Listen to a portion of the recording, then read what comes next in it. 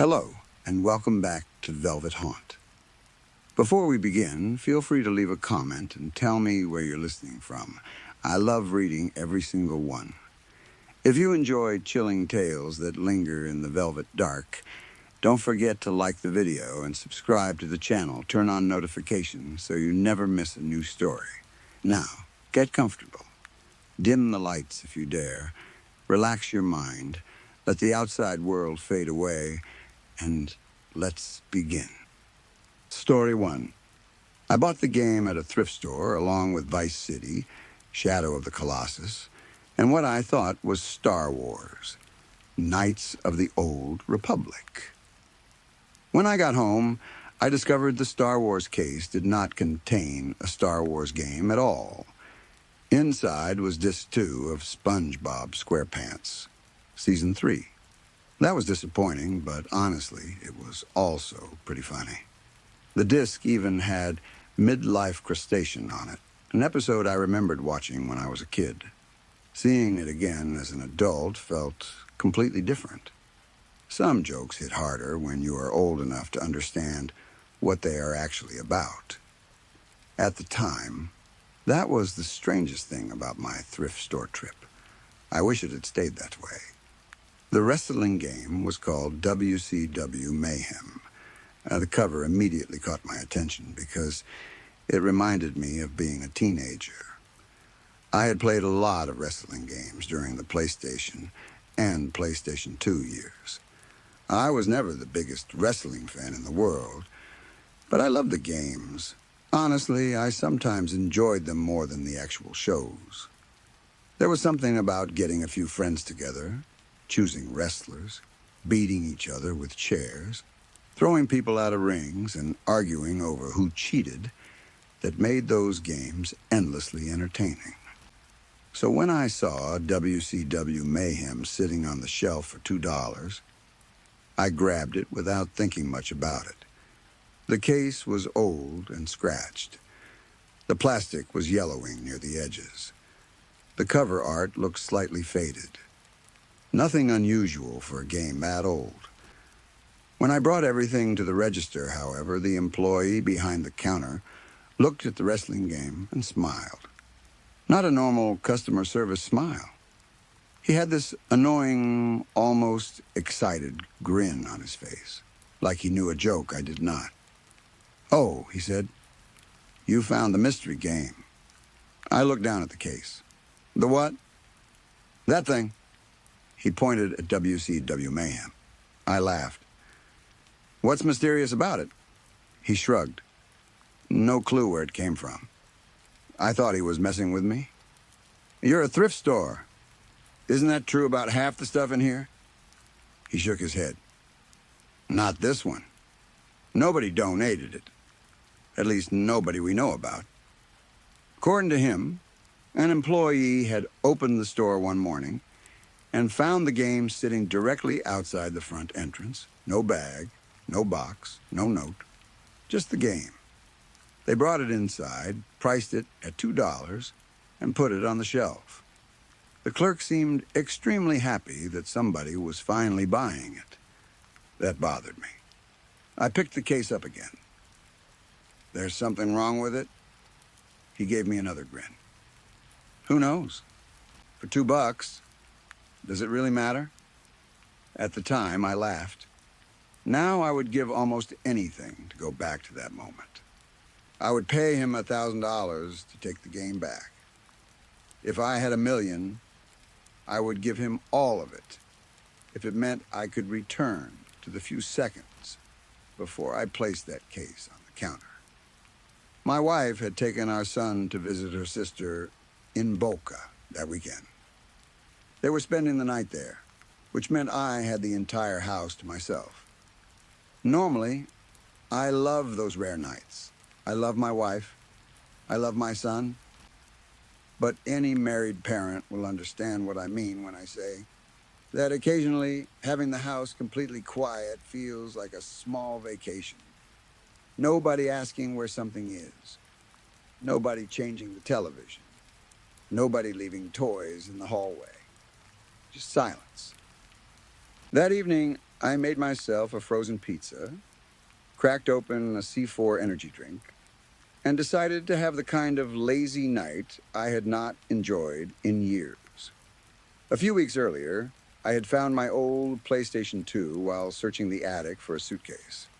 I cleaned it off, plugged it into the television, and was shocked when it still worked.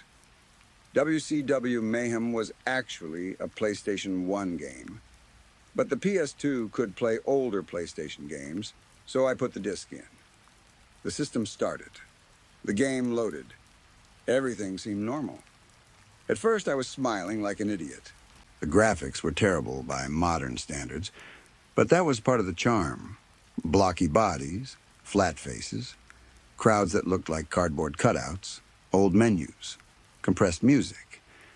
As I moved through the wrestler selection screen, memories started coming back. Sting, Goldberg, the NWO, Diamond, Dallas Page. Guys I had not thought about in 20 years. Raven, Canyon, Billy Kidman. I'd completely forgotten about the flock until I saw some of those names again. For a while, I felt 16. Then I reached the Four Horsemen. Ric Flair was locked. Apparently, you had to unlock him through career mode. That was strange enough because you would think Flair would be available immediately in a WCW game. But that was not what caught my attention. It was another name. Chris Benoit, the Canadian Crippler. My thumbs stopped on the controller. For a moment, seeing the name felt wrong. Then I reminded myself that the game was from 1999. Of course he was in it. At that point, nobody knew what would happen years later. He was simply a well-known wrestler. If WCW Mayhem had been released today, including him would have been disturbing. But this was an old game. A time capsule. I chose him. I know that probably sounds morbid, but when I was younger, I had liked watching him wrestle. Whatever happened later in his real life, I remembered him as one of those performers who could make almost any match look believable. Technical wrestling. Submissions. Hard-looking moves. In the game, he also seemed ridiculously strong. I started a match against Scott Norton. It felt like I had accidentally selected easy difficulty. I hit a few moves, did a taunt. The crowd noise increased. My special meter filled. Then I triggered the finishing move. The Crippler crossface. I remembered the move immediately. But the animation looked wrong. Benoit pulled the opponent down, locked in the hold, then twisted. At first, I assumed I was simply noticing how ugly old graphics looked on a large, modern television. The characters did not move smoothly. Their limbs bent strangely. Everything was exaggerated. But the longer the animation continued, the more uncomfortable I became. The opponent's head turned too far, much too far. His neck bent at an angle that no human neck should ever reach. Then I heard a sound. Crack. It was quiet, almost hidden under the crowd noise, but I heard it. The opponent stopped moving. Normally, in wrestling games, the losing character taps out, or the referee signals the end. Something. Instead, Scott Norton simply went limp. His face dropped into the mat. The game immediately switched to a victory scene. Usually that meant the winning wrestler raised his arms or celebrated. But Benoit did not celebrate. He stood in the middle of the ring with his head hanging down. His shoulders moved. Up, down, up, down. It looked like he was crying. Then he raised both hands and covered his face. The game froze. I stared at the television. That was weird. Old games freeze. That part was not unbelievable. The disc could have been scratched. The system was old. But I could not stop thinking about that finishing move. That crack. That strange victory animation. I restarted the console. This time, there was no normal title screen. The game loaded directly into another match. I was Chris Benoit again. But the opponent was not Scott Norton. It was Nancy. I sat forward. What the hell? I knew who Nancy was. That was why the sight of her bothered me immediately. I had no idea she was included in WCW Mayhem. Maybe she was some hidden character. Maybe I had accidentally unlocked something. But that explanation did not work. I had never played this specific copy before. The memory card was new to me too, bought, sealed online. There should not have been old save data. I paused the game. For a few seconds, I just looked at the screen. I knew it was only a video game. Pixels. Code. An old disc from 1999. Still, knowing what happened to the real people years later made the match feel disgusting. I decided I did not want to play. I put the controller down on the coffee table and reached toward the PS2. Before my hand touched the eject button, the game unpaused. I stopped. The controller was several feet away from me. The characters started moving, on their own. At first, it almost looked like the computer had taken control of both wrestlers. Then I realized this was not a wrestling match. Benoit was attacking her. Not with the usual exaggerated wrestling moves. These animations looked different, meaner. He punched her. She fell. He pulled her up, hit her again. Dark marks began appearing on her character model. Her face changed. One eye became swollen. The old graphics should not have been able to show that much detail. Yet somehow I could see it. She collapsed against the turnbuckle. Benoit left the ring. He reached underneath it and pulled out a steel chair. I remember whispering, "No." I do not know why. It was a game. He climbed back inside. Instead of swinging the chair like a weapon, he partially opened it. Then he placed it around Nancy's head so the seat covered part of her face. The animation was slow, deliberate. He walked across the ring, ran toward the ropes, jumped, springboarded back. His feet struck the chair. Crack. This time the sound was loud, clear. Nancy fell face first onto the mat. No bell rang. No message appeared announcing a winner. The screen simply transitioned to the victory scene. Benoit stood alone. Head lowered, shoulders shaking, just like before. Then the camera moved closer, and everything changed. The old graphics disappeared. For 1 second, I thought the television had switched to another input. Because what I was looking at was no longer a PlayStation character. It looked real. Not realistic. Real. Chris Benoit stood in the ring. Actual skin. Actual sweat.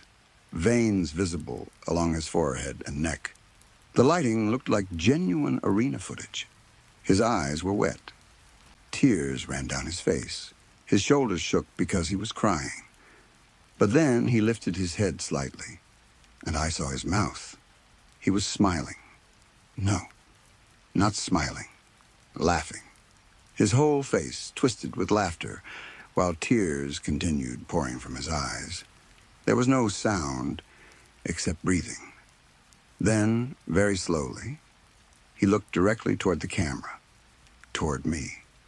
I hit the eject button. The disc came out. I grabbed it and threw it onto the coffee table. Nope. That was enough. I put Shadow of the Colossus into the PS2 instead. The game loaded normally. I remember feeling stupid for being scared. Maybe WCW Mayhem had been modified. Some homemade hack. Some sick custom version. People did strange things with old games. Maybe the thrift store clerk knew. Maybe that was why he had been smiling. I went into the kitchen. I decided food would calm me down, so I made the laziest nachos imaginable. Chips. Pre-shredded cheese. Whatever salsa I found in the fridge. I threw the whole thing into the air fryer. When it was finished, I carried the plate back toward the living room. Then I stopped in the doorway. My hands went weak. The plate fell. Nachos scattered across the floor. WCW Mayhem was loading on the television. I stared at the PS2, then I looked at the shadow of the Colossus case. I opened it. Empty. I knew I had put that disc into the console. I knew it, but WCW Mayhem was playing again. The screen transitioned into the wrestling ring. Chris Benoit stood in the center. His character model looked normal again. Old, blocky, pixelated. There was no opponent this time. Instead, something stood in the ring with him. A machine. At first, I could not identify it. Then I recognized the shape. Gym equipment. A lat pull-down machine. My stomach turned. I knew enough about the circumstances surrounding Benoit's death to understand what the machine meant. The character approached it. Every movement had that awkward late 1990s game animation. Stiff steps, sharp turns. Benoit grabbed the cable, wrapped it around his neck. Then he stopped. He turned his head toward the screen, toward me, and performed his old throat-cutting taunt. His thumb passed slowly across his neck. Then he reached toward the machine. The weight dropped. The cable tightened. His body jerked. I heard another crack. The screen faded to black. I jumped up and yanked the PS2 power cable from the wall. The console shut off, but the television did not. The screen flickered. Then another image appeared. It was no longer the game. Benoit was there. The real man. Or something that looked exactly like him. He was sitting against the machine. The cable was tight around his neck. His body hung unnaturally. The image looked like crime scene footage. But that does not properly explain what I saw. Crime scene photographs feel distant, recorded, finished. This did not. It looked like I was watching through a window. Like the television had opened into another room. Another time. I could see details nobody should have been able to record. Things I refused to describe. There was no camera in that room. There was no footage like this. At least none that should exist. Yet I watched it. Then his eyes moved. Only his eyes. They turned toward me. I screamed and ripped the television plug from the wall. The screen finally went dark. I grabbed the WCW disc. I did not care about preserving it. I bent it until it cracked. Then I broke it again. And again. Plastic cut into my hands. I kept going until the disc was in dozens of pieces. I collected every fragment, put them inside a bag, went into the backyard, and burned them. The plastic smelled horrible. Black smoke rose from the fire. I stood there until there was almost nothing left. I wanted to believe that was the end. I really did. For the rest of the night, I kept every television turned off. I unplugged the PS2. I even covered the living room screen with a blanket. I know how ridiculous that sounds. I did it anyway. Eventually, I went upstairs. I barely slept. Every sound woke me. The refrigerator turning on, pipes moving, a car passing outside. I kept expecting to hear the PlayStation startup sound, or that crack, or laughter. Morning finally came. My wife called. She and my son were having a good time. They planned to come home later that afternoon. Hearing their voices made me feel better. For a while. I told myself the whole thing had been some horrible prank. Maybe the thrift store game had been illegally modified. Maybe I had been more tired than I realized. Maybe stress combined with the energy drink had caused something strange. None of those explanations made sense, but I needed one. Because I have a wife, and I have a son. I love them more than anything. I would never hurt them. There is no circumstance where I could imagine doing that. No anger, no argument, nothing. That thought should have comforted me. Instead, it made the whole experience worse, because the story connected with that game ended with a man killing the people closest to him. And whatever exactly happened in his mind during those final days, the idea that someone could become unrecognizable even to themselves suddenly felt very personal. I started thinking about brain damage, about repeated head injuries, about the theories people had discussed for years. I remembered hearing that Benoit's brain had suffered serious damage. I know the full explanation of what happened is more complicated than one simple cause. But sitting alone in that house, I kept thinking about one horrifying idea. What if a person can become an empty shell? What if the body keeps moving, talking, walking, living, but the thing behind the eyes changes? An avatar. That word came to me. An avatar. A body being controlled, like a character in a video game. I hated the thought. I tried to forget it before my family returned. I cleaned the living room, picked up the nachos, put the games away. I threw out what remained of WCW mayhem. I told myself I would never mention it. What would I even say? Hey, honey, I bought an old wrestling game, and it showed me impossible images connected to a real tragedy. She would think someone had modified the game, or that I was playing some sick joke, or maybe that I needed help. Honestly, I would not blame her. I barely believed myself. When my wife and son came home, everything seemed normal. My son ran into the house talking about something he had seen in Boca. My wife kissed me. She asked how my night alone had been. Quiet, I said. That was the only lie I told. For the first few hours, I almost convinced myself I could move on. Then my son asked me a strange question. Dad, did you buy exercise stuff? I looked at him. What? He pointed toward the living room. I saw a machine. My heart stopped. I walked past him. The living room looked normal. Couch, coffee table, television. Nothing else?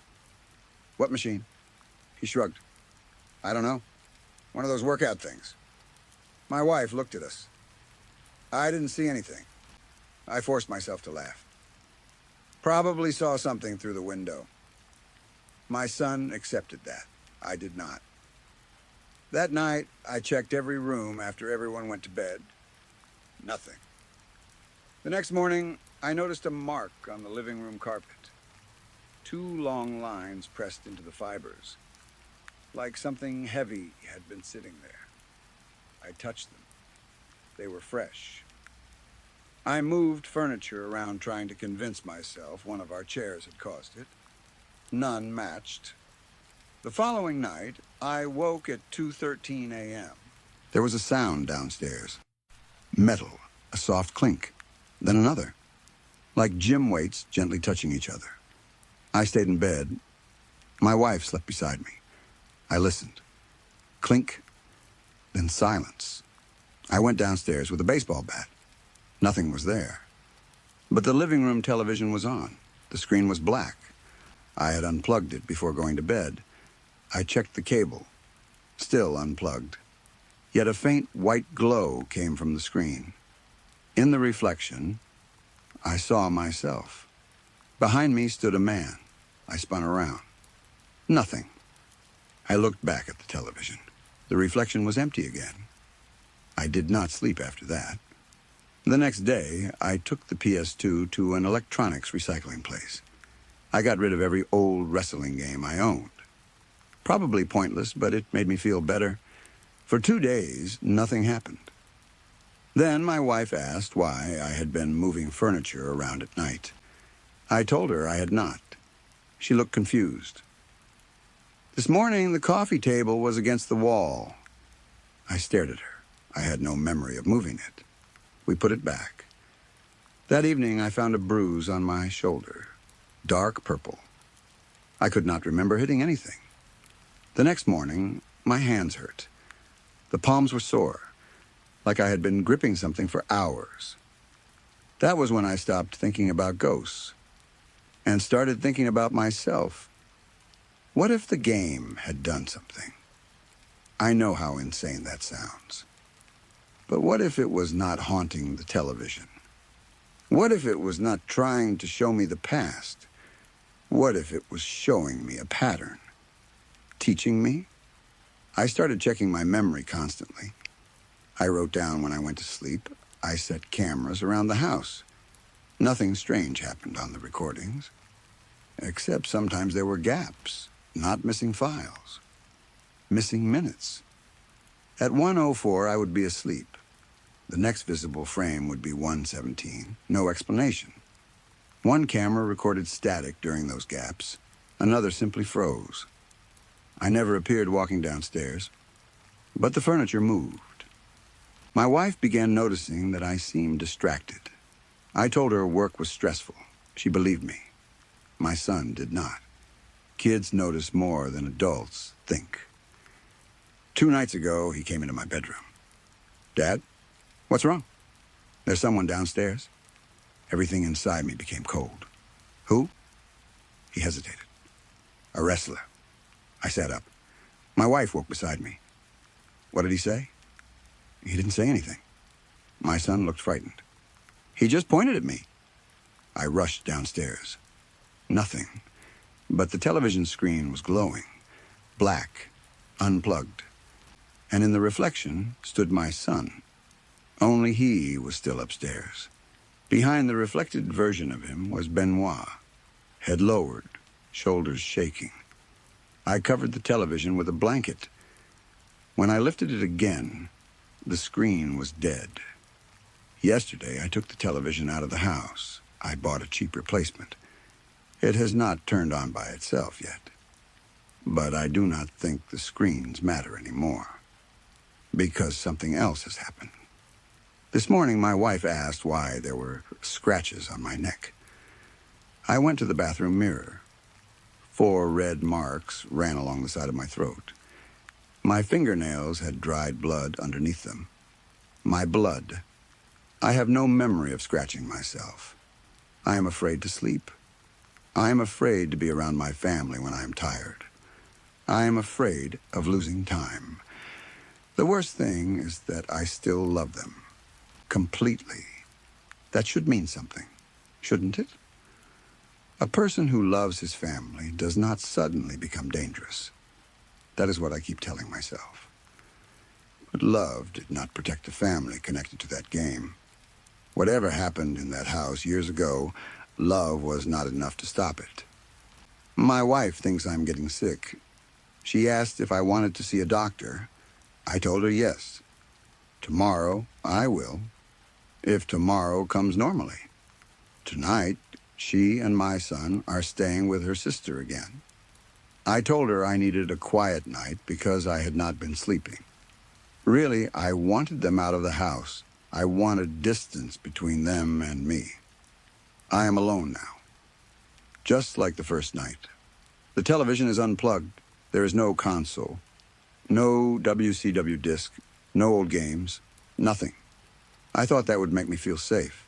It did not. About an hour ago, I heard something outside. A truck.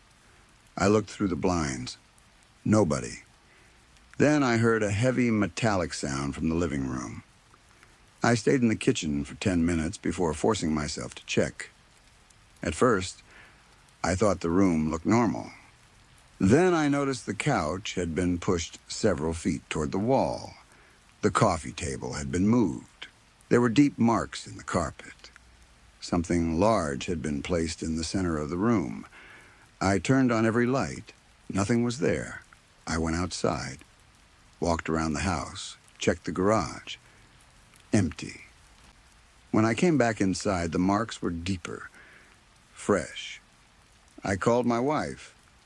I almost told her everything. Instead, I asked if she and our son were okay. She said yes. Then she asked why I sounded like I had been crying. I told her I was tired. After we hung up, I went upstairs and locked myself in the bedroom. A few minutes later, I heard it. Clink. From downstairs. A metal weight settling. Clink. Then the soft movement of a cable. I stayed upstairs. I did not go look. For almost 30 minutes, the sound continued, then stopped. I thought maybe it was gone. I was wrong. I came downstairs about 10 minutes ago. And that is why I am writing this. I need somebody to know. Somebody needs to know what happened with the game. Somebody needs to know I never wanted any of this. My wife is going to come home tomorrow. My son, too. And I do not know what I am supposed to tell them, because there is something in the living room now. Something real. Not an image, not a reflection, not a scene on a television. I touched it. Cold steel, black padding, a cable hanging from the top, a stack of weights, a pin placed neatly in one of the plates. I know exactly what it is. A lat pull-down machine. The same one from the game. The same shape, the same bench, the same cable.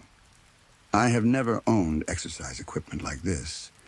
There is no possible way somebody carried it inside without me hearing them.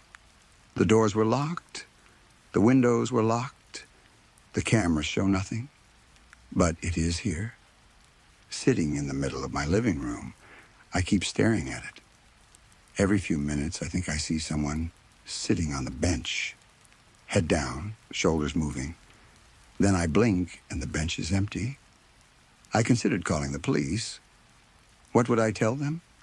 Someone broke into my locked house and left a gym machine. I considered calling my wife. I cannot. Not yet. Because I noticed something hanging from the cable. A small plastic tag. It looks almost like one of those labels they put on used merchandise. There is handwriting on it. A price, $2. And underneath, written in black marker, mystery game. I do not know what that means. I do not want to know, but something else is happening now. The television is still unplugged. The screen just turned on. There's no game, no ring, no wrestler. It is showing my living room. Live. The angle is from somewhere behind the couch. I can see myself sitting here writing this.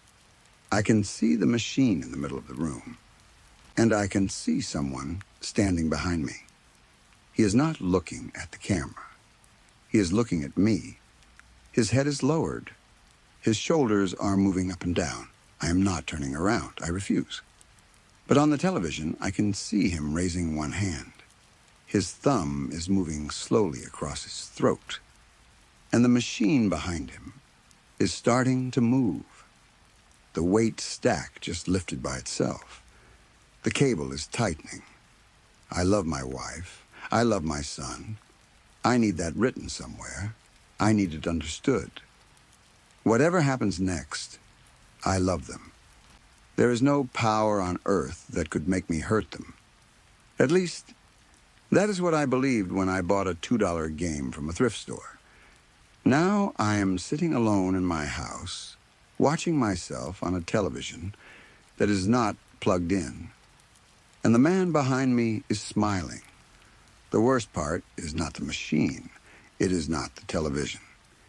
It is not even the fact that I can hear someone breathing directly behind my chair. The worst part is that for the last few minutes I have been holding a controller. I do not remember picking it up. There is no console connected to it. There are no batteries inside. But I can feel it vibrating in my hands. And on the television screen, above the image of my own head, a small red meter has appeared. It is slowly filling. I remember that meter. When it reaches the end, your finishing move is ready. It is almost full. Story 2. I'm from Quito, Ecuador. The story I'm about to tell happened in Argentina. Those two places are roughly 2,000 miles apart. And when I was a child, I could never understand how my family history seemed to belong to both. I would hear relatives mention Argentina, Uruguay, Paraguay, Ecuador, and Spain as if all of those places were connected by one long, invisible thread. To me, they were completely different countries separated by enormous distances. It took me years to understand that when this story began, they were not different countries in the way we think of them now. Most of Spanish-speaking South America belonged to the Spanish Empire. There was no modern Argentina. There was no Ecuador as an independent republic. Uruguay did not exist as a country either. The Spanish crown controlled huge areas of land and divided them into enormous administrative territories. The southern region was known as the Viceroyalty of the Rio de la Plata. In those days, a man could be born in Spain, travel to the Andes for work, spend years in what is now Argentina, and die in what is now Uruguay without thinking of himself as having crossed several national borders. The borders we recognize today simply were not there. Then the independence wars came. Between roughly 1810 and the middle of the 1820s, the old Spanish system across South America began breaking apart. Wars, revolutions, political movements, and new governments divided that huge imperial territory into the nations we know today: Argentina, Uruguay, Ecuador, Peru, and others. That matters to this story, not only because it explains how my family ended up spread across the continent, but because when the empire broke apart, my family broke apart with it. Most of my childhood, however, I knew almost none of that. All I knew was one sentence. Every now and then, usually at a family gathering, somebody would mention an old ancestor and say something like, "He killed some witches in a forest in Argentina, back when it was Spain. Him and an Indian from Paraguay." Then someone would laugh. That was it. That was the entire story. Nobody could tell me what the ancestor's name was. Nobody knew what year it happened. Nobody knew what village he lived in. Nobody knew what the witches supposedly were. Nobody knew who the Indian from Paraguay was either. It was just one of those old family stories that had survived without any real details. You probably have something like that in your own family. A sentence people repeat because their parents repeated it. Nobody remembers where it came from. Nobody knows whether it is true. But it has been around for so long that nobody wants to be the person who stops saying it. As a child, I imagined exactly what you would expect. A dark forest, old women around a fire, maybe a curse, maybe some Spanish soldier riding through the trees with a sword. The story sounded like a fairy tale, and because there were no details, I eventually stopped thinking about it. Years passed. I grew up. Then, a couple of years ago, I was traveling through Argentina, and later Spain. I do not know exactly what made me start searching. At first, it was almost a joke. I had some free time and thought it might be funny to see if there was anything behind the old family story. I expected to find nothing. Honestly, I expected the entire thing to disappear the moment I tried to treat it seriously. Old family legends usually do. Someone remembers the wrong name. A date is impossible. A place never existed. A person turns out to have been invented. That was what I thought would happen. Instead, I found him. His name was Francisco Carpio. He was from Cadiz, Spain. According to the records I found, he arrived in the Viceroyalty of the Rio de la Plata in 1783. Eventually, he became the constable of a small settlement in the hills of Cordoba. The settlement was called Nombre de Dios. Do not bother looking for it on a modern map. It is gone. At some point, the settlement was emptied out. The church was closed, records and people were moved elsewhere, and the place disappeared as a living community. But in the late 18th century, it existed, and Francisco lived there. He came to South America with his wife, Mariana. She was from Montevideo. They had 2 young children. From the records, Francisco seemed ordinary. That is one of the things I find most disturbing about historical mysteries. The people inside them rarely know they are entering a mystery. Francisco was not some monster hunter. He was not a priest sent to investigate witchcraft. He was not an explorer searching for a lost city. He was a constable, a man with a wife, children, a job, and responsibilities. Then, not long after arriving in the region, he was given a murder to investigate. The victim was a merchant, or perhaps simply a traveler passing through the area. The surviving descriptions are not perfectly clear. What is clear is that the man was found dead outside the settlement. His head was missing. It was never recovered. A stone projectile point had been left in his ribs. The local council wanted the explanation to be simple. Native attackers. Case closed. That was the conclusion they preferred.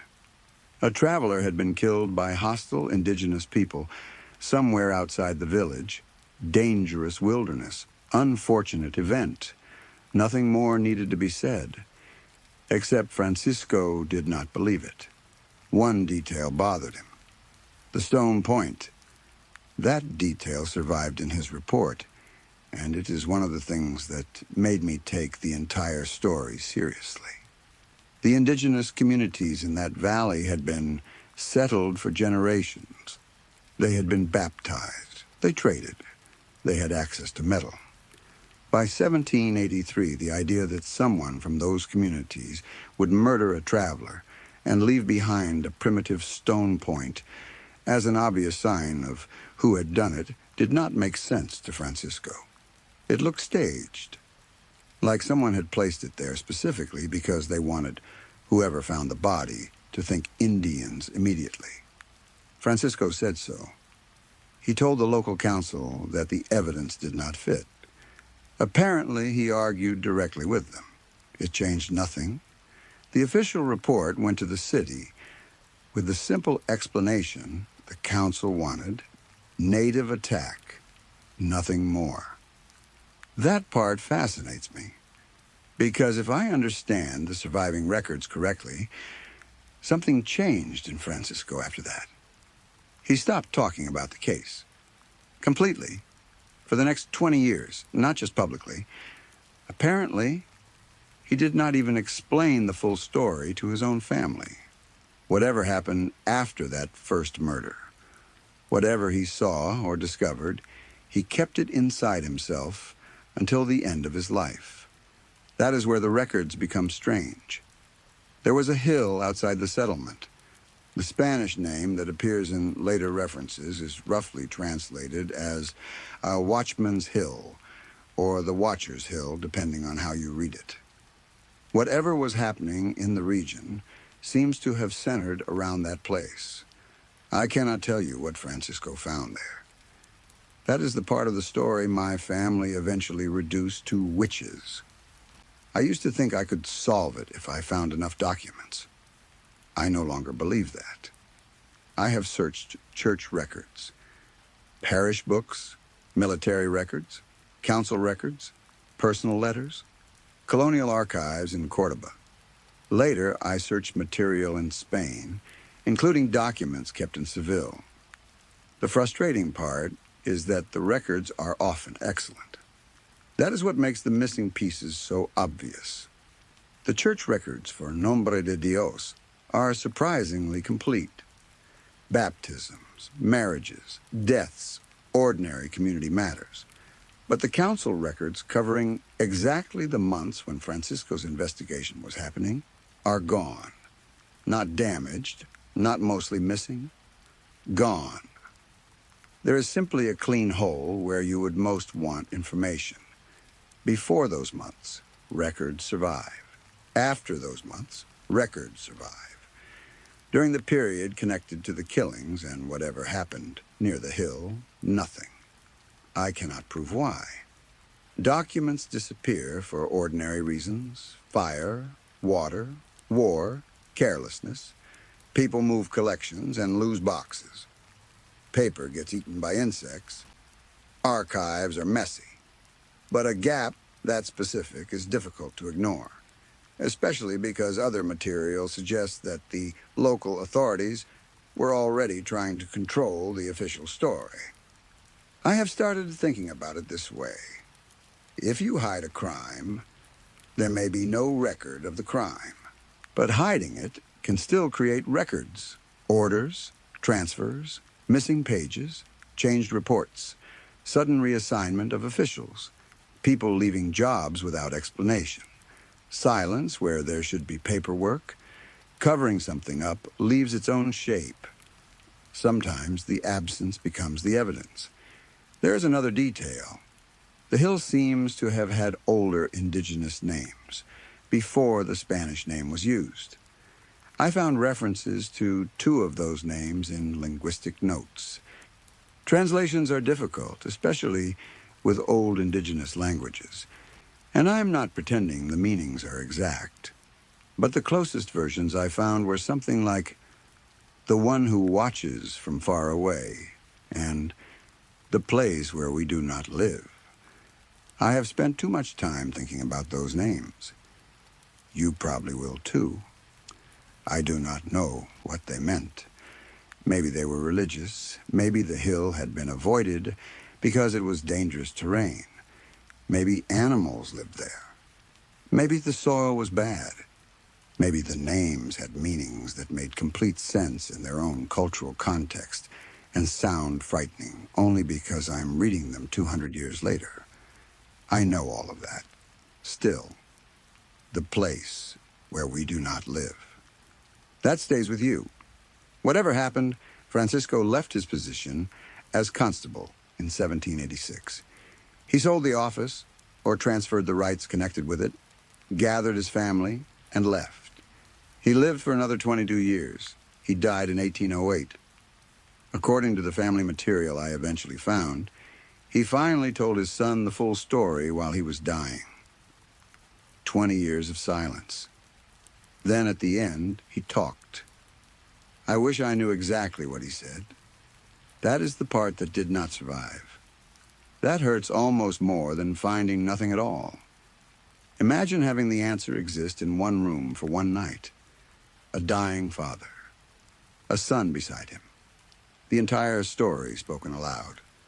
And then gone. Only pieces passed forward. Witches. A forest.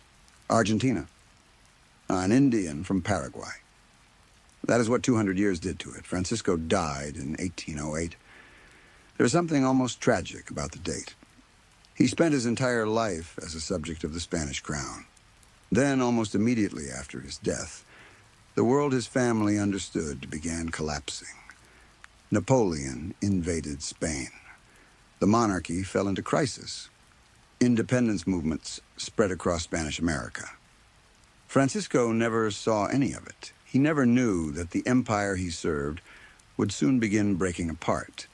His son did. His son was named Miguel Ángel Carpio. Miguel is the reason I have been able to reconstruct so much of the family history.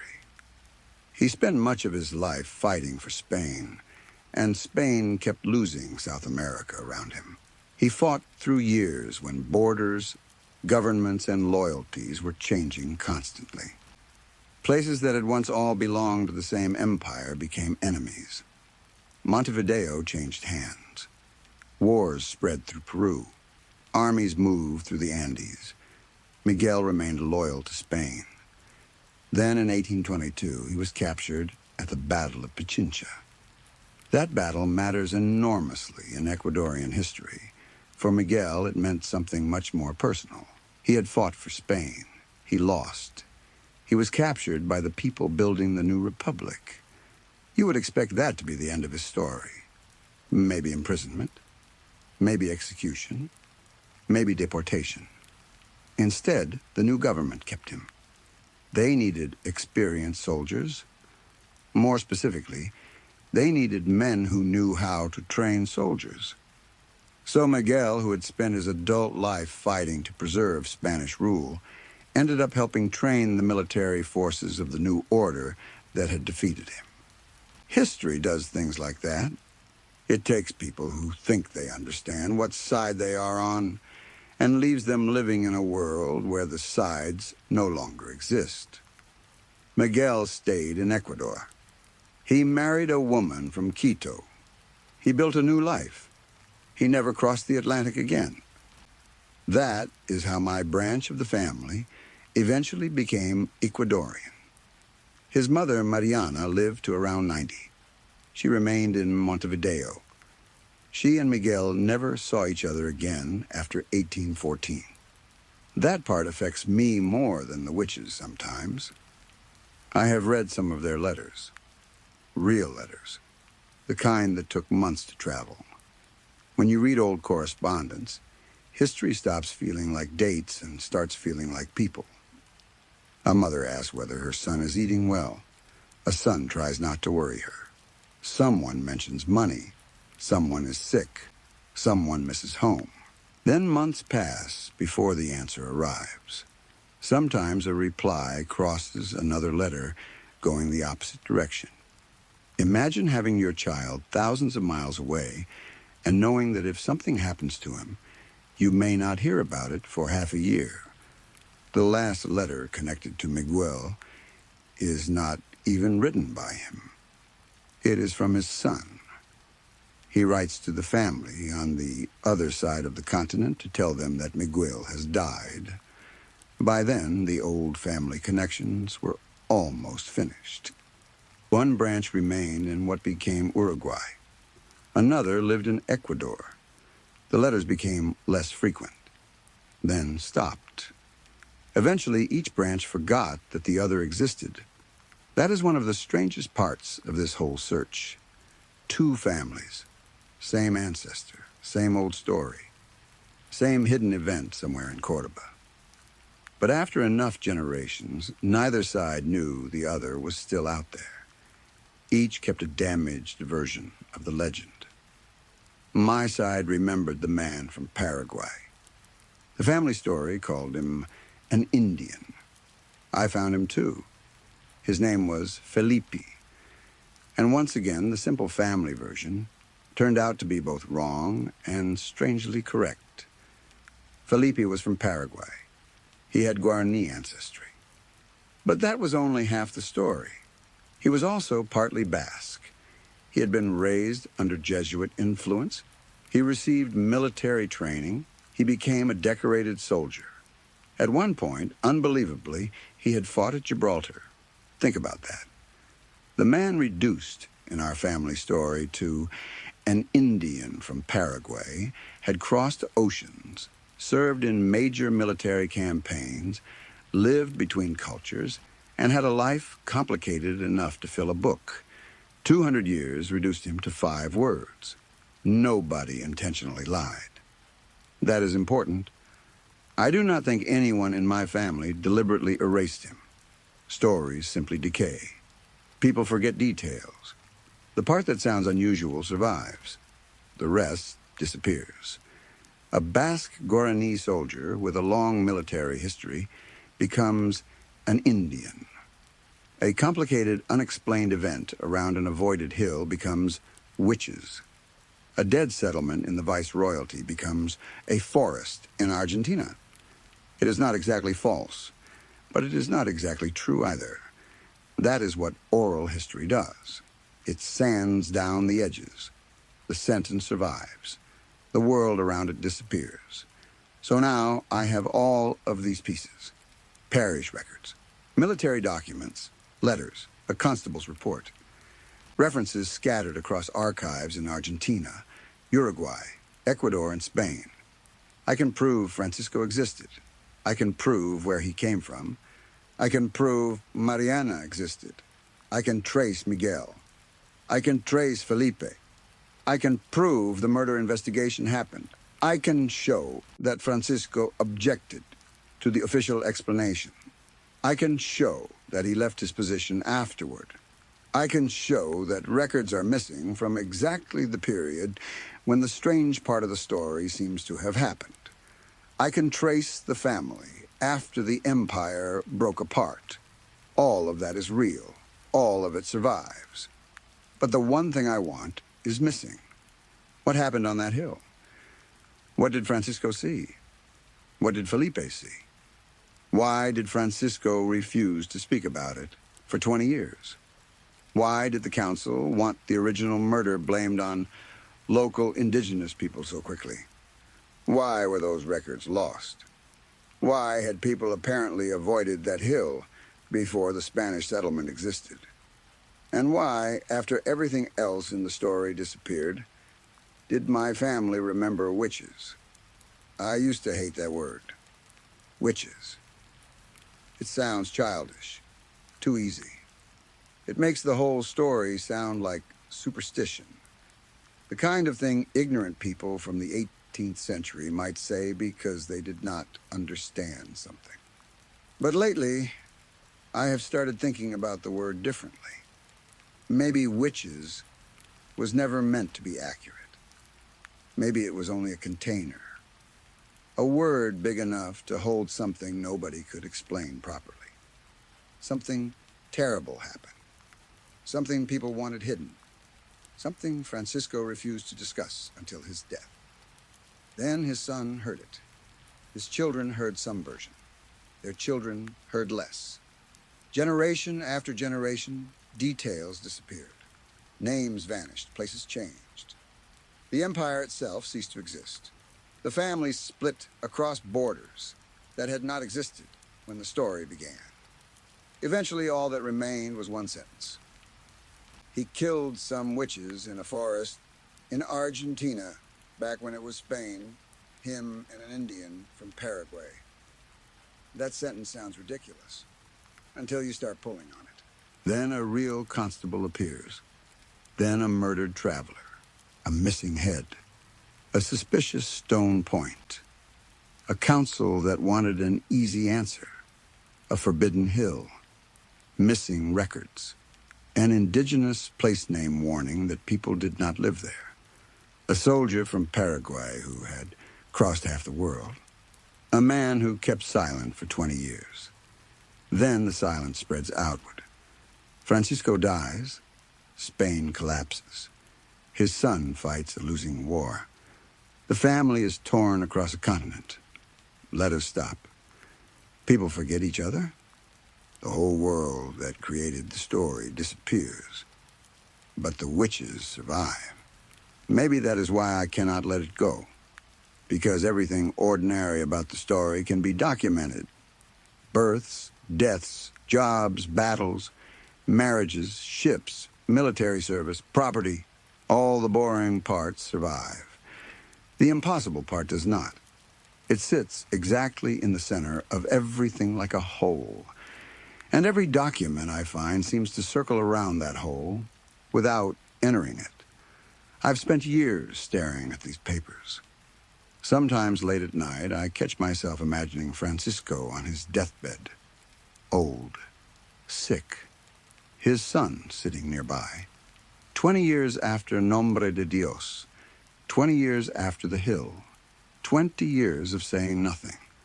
Then finally deciding he has to tell somebody before he dies. What could make a man wait that long? Shame? Fear? A promise? Maybe there was no supernatural event at all. Maybe he and Felipe discovered criminals hiding in the hills. Smugglers. Killers. A secret religious group. Maybe the authorities were involved. Maybe the witches were simply people the family later misunderstood. I have considered all of those explanations. Some are very reasonable. But none explain why the story survived in the form it did. None explain why the surviving record feels as if someone deliberately cut the center out of it. Perhaps that feeling is only me. I admit that. Once you become obsessed with a mystery, everything starts looking meaningful. A missing document becomes conspiracy. A strange place name becomes a warning. A family legend becomes evidence. I know the danger. That is why I try to stay close to what I can actually prove. I can prove Francisco investigated a killing. I can prove the official answer did not satisfy him. I can prove records from that period are missing. I can prove he left soon afterward. I can prove his family carried some version of the story forward. Beyond that, I have a sentence about witches, and I have the hill, the one who watches from far away, the place where we do not live. I do not know what was there. Maybe I never will. Sometimes I think that is exactly how Francisco wanted it. Maybe the records are missing because he destroyed them. Maybe the council did. Maybe the church did. Maybe nobody wanted future generations digging into whatever happened. If that was the plan, it almost worked. Almost. 200 years later, somebody from Quito walked into an archive in Cordoba, mostly as a joke, and started asking questions. Now I have boxes of notes, photographs of documents, copies of letters, translations, military records, parish entries, family trees stretching across 4 modern nations that did not exist when the story began. I found the constable. I found his wife. I found his son. I even found the Indian from Paraguay. But I still cannot find the witches. Maybe there were never witches. Maybe witches is simply the word people use when the real explanation becomes too large, too strange, or too dangerous to pass down. So you shrink it, you remove the names, you remove the politics, you remove the dead merchant, you remove the missing head, you remove the false evidence, you remove the hill, you remove whatever happened there. You remove the reason a man stayed silent for 20 years. Eventually, you are left with something small enough to remember. One sentence. Then you repeat it at family gatherings. People laugh. Children hear it. Nobody asks too many questions. And 2 centuries later, someone like me finally realizes that the joke might be the last surviving piece of something everyone else worked very hard to forget. That is where I am now. I have the papers. I have the names. I have the dates.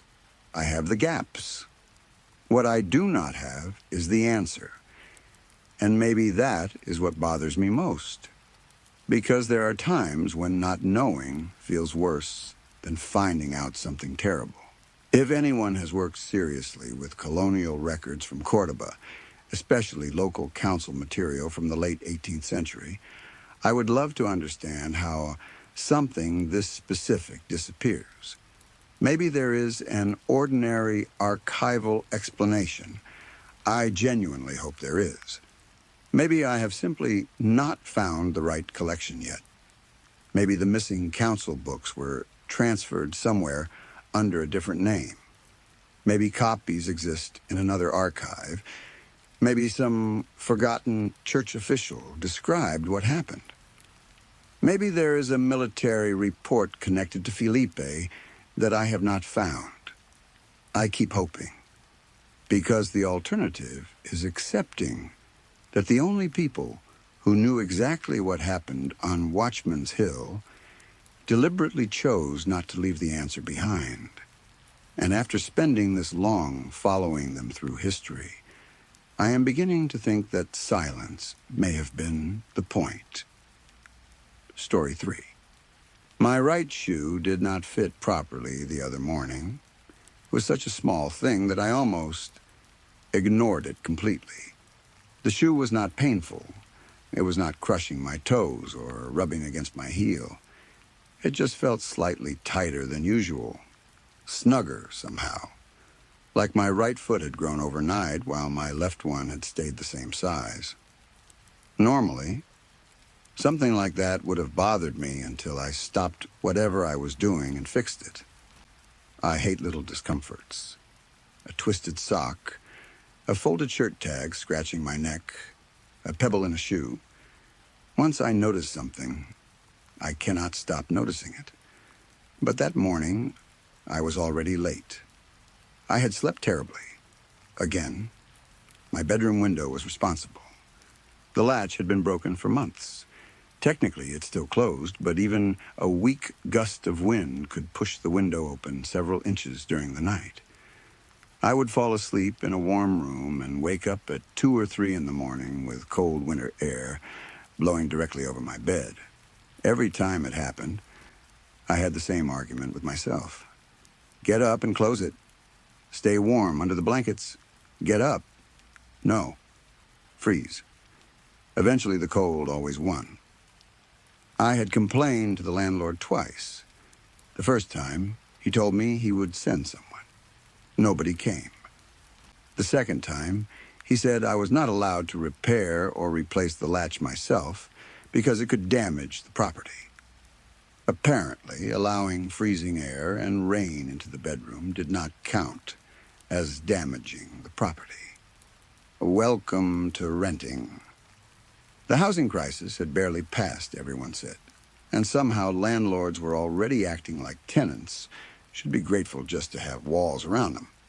That morning, my alarm went off late because I had turned it off sometime during one of those half-awake battles with the window. I got dressed too quickly. Coffee spilled on the counter. I almost forgot my wallet.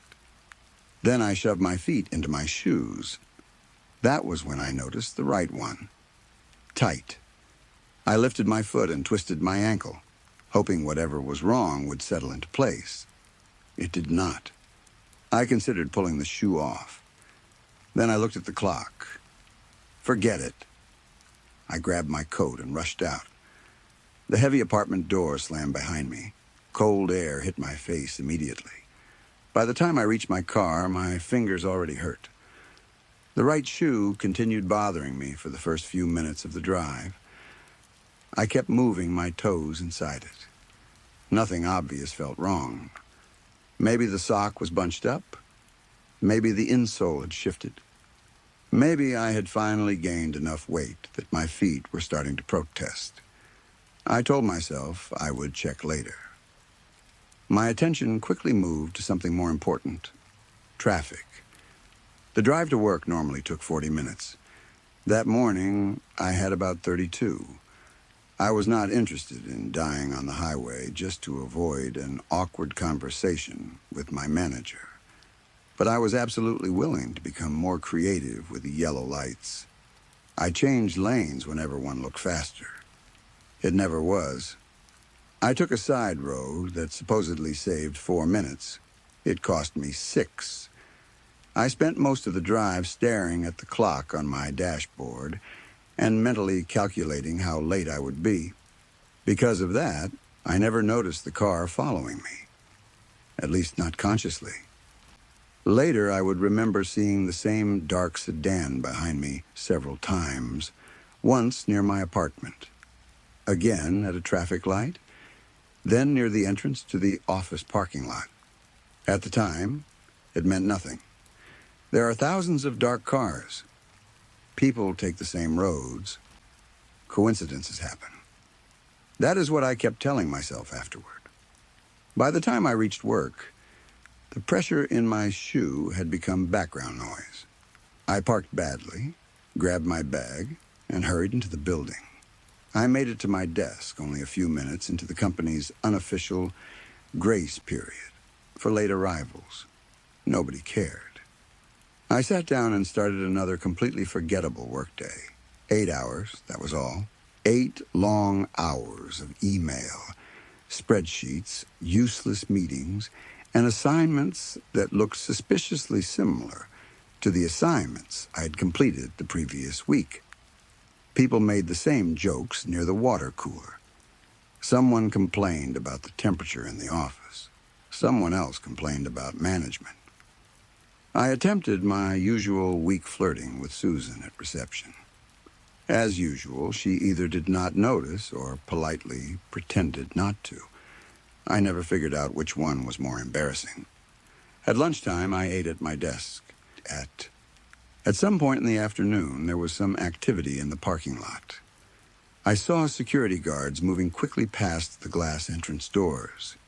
A few employees stood near the windows. Somebody said a stranger had been found hanging around the cars. Someone else said he had been trying door handles. Another person claimed he was taking photographs. Nobody actually knew. I was too tired to care. I remember thinking that if someone wanted to steal my car, they were welcome to deal with the remaining payments. By 5 o'clock, I had completely forgotten about it. I logged off, closed my computer, put on my coat, walked to the elevator, down to the lobby, across the parking lot, into the car. I did all of it without thinking. That is what repetition does to you. When you have lived enough identical days, your body begins performing them without your permission. Wake up, drive, work, drive, eat, sleep, repeat. After 1,000 ordinary days, even your movements stop feeling like choices. Then I smelled something. I had just started the engine. At first, I thought it came from outside. The smell was faint. Sweat. Not fresh sweat exactly. More like the smell that stays inside a shirt after someone has worn it all day. I checked myself. My deodorant still smelled fine. I lifted one arm and sniffed. Nothing. The odor seemed stronger behind me. I turned around. The back seat was empty. I checked the floor. Nothing. Passenger seat? Nothing. I leaned over and looked into the rear footwell. Nothing there either. Then I opened the glove box. Papers, registration, a packet of tissues, some old receipts.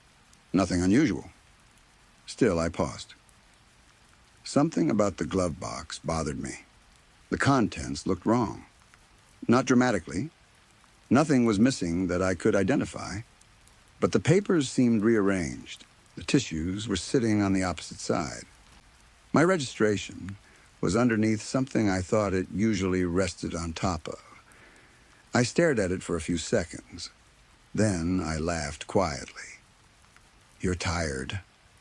I must have moved things around myself. Maybe during the morning drive. Maybe I had opened it looking for something weeks earlier and forgotten. I closed it. The smell remained. When I got home, I bought one of those small air fresheners from the convenience store near my building and hung it in the car. Problem solved. Or so I thought. The apartment was empty when I returned. Not that I expected otherwise. I lived alone. The front door closed behind me with its usual heavy thud. I climbed the stairs to the second floor. Halfway up, the right shoe began bothering me again. That pressure, that slight difference. By the time I reached my apartment, I could barely wait to remove it. I locked the door, dropped my keys on the table, kicked off the left shoe, then pulled off the right one. Relief. I flexed my toes against the carpet. They spread ridiculously wide. For some reason, I thought they looked like little monkey fingers. I smiled. Then I picked up the shoe. I expected to find an obvious problem. Maybe the tongue had folded. Maybe the insole had slid forward. Maybe part of my sock had caught inside. Everything looked normal. I checked my socks. Same type. Thin, black work socks. Nothing strange. I put my hand inside the shoe. The insole felt slightly raised near the heel. There you are. I pulled it upward. At first, nothing happened. Then it came loose. The back edge had lifted just enough to expose some of the foam underneath, like a layer of lasagna sliding in a dish. I started fitting it back into place. Something fell out. 3 tiny white squares landed on the carpet. I froze. They looked like folded pieces of paper. Each was folded once down the center, small, almost like paper butterflies. They had clearly been underneath my foot all day. Some of the corners were bent and flattened from the pressure. Numbers had been written on them. I sat down slowly. For several seconds, I just looked at them. My first thought was that they were receipts, maybe factory labels, some kind of packaging that had somehow gotten inside the shoe. But why numbered? And why 3 separate pieces? I picked up number 1. It was thicker than paper, glossy, a photograph. I unfolded it. My stomach tightened. It showed my car. Not just any picture of my car. My car leaving my apartment parking lot that morning. I recognized the road. I recognized the gray sky. I recognized the stupid scratch near the rear bumper. The photograph had been taken from across the street, low to the ground. Whoever took it had apparently been hiding behind the bushes near the entrance. My car was halfway onto the main road. The picture had captured the exact moment I left for work. There was a short piece of white tape stuck across one corner. Someone had written one word on it. Friend. I stopped breathing normally. I checked the back. Nothing. I looked toward my apartment door. Locked. I listened. No sound in the hallway. I picked up number 5. My hands had started shaking slightly. I opened it. My bedroom. At night. The picture had been taken from outside through the open window. All I could see clearly was the bathroom light glowing down the hallway, yellow light escaping beneath the closed bathroom door. The rest of my bedroom was dark. The camera angle made my skin crawl. Whoever took the picture had been standing outside the window, on the second floor. There was another strip of tape. No word this time. Just a smiley face. 2 dots, a curved mouth. Something childish about it made it worse. I looked toward the stairs outside my apartment, second floor. There was no balcony outside my bedroom window, no fire escape. Someone would need a ladder, or they would need to climb. I remembered the broken latch, the window opening during the night, cold air waking me.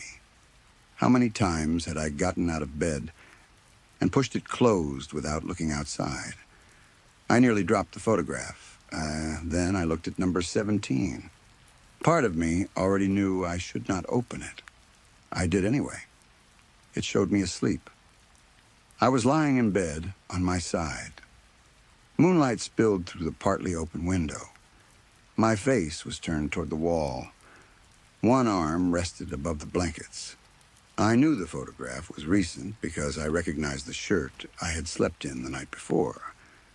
But that was not what terrified me. The angle was. The picture had been taken from inside my bedroom, not from the window, not from the doorway, from the closet. My closet. Now, the door must have been slightly open when the picture was taken because I could see one blurred edge of it along the photograph.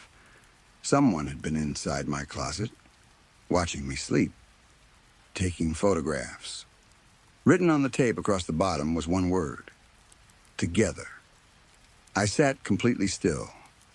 I do not know how long. Maybe 30 seconds. Maybe 5 minutes. My mind seemed to stop working. I kept looking from the photograph to the bedroom doorway. I expected someone to step out. Nobody did. Then I realized something. The photo was numbered 17, not 3. Not 17 because it was the 3rd photograph I found. 17. That meant there were at least 14 other photographs. Maybe 16 others. Number 1, number 5, number 17. Where were the rest? My stomach turned. I stood too quickly and nearly fell. I checked the front door again. Locked. Deadbolt in place. Chain attached. I searched the apartment. Kitchen first. Nothing. Bathroom. Empty. Shower curtain pulled aside. Nobody. Bedroom. I stopped in the doorway. The closet was closed.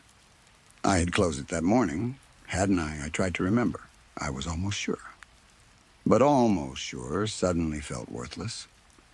I grabbed the heaviest thing nearby, a metal lamp from my desk.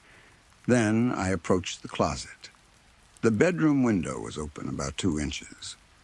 Cold air slipped into the room. My heart began beating harder. I stared at the closet door. I imagined someone inside, waiting, listening to me breathe, maybe smiling. I raised the lamp, then pulled the door open. Clothes, shoes, boxes. Nothing else? I pushed everything aside, checked behind the hanging coats. Nothing. Then I noticed a smell. Sweat. The same smell from my car.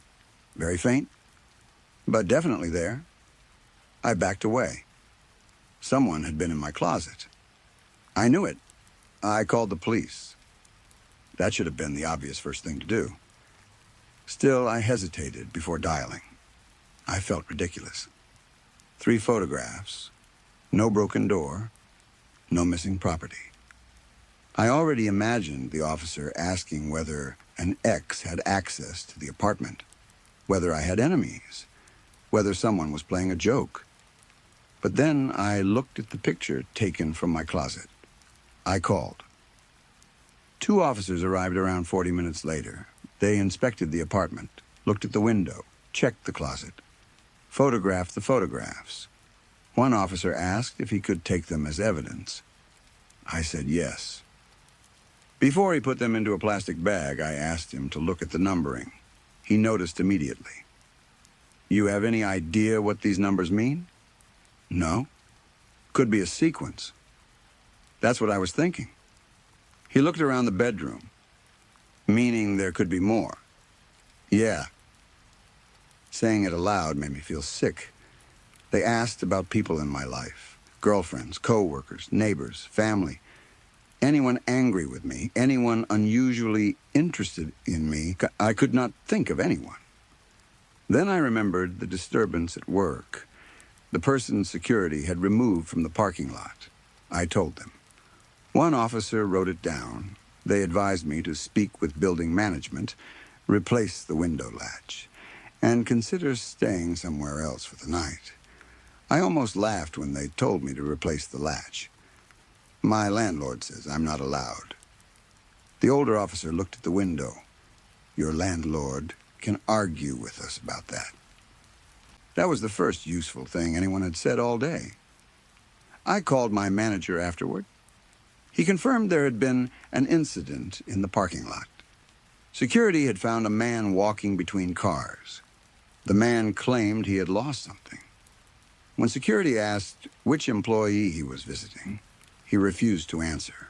Eventually, they escorted him off the property. Did anybody get his name? No. Camera footage? Probably. My pulse quickened. I asked if they could send it to the police. My manager became serious. Is something wrong? I told him someone had been taking photographs of me. There was a long silence. Then he said, you should probably come in tomorrow and talk to security.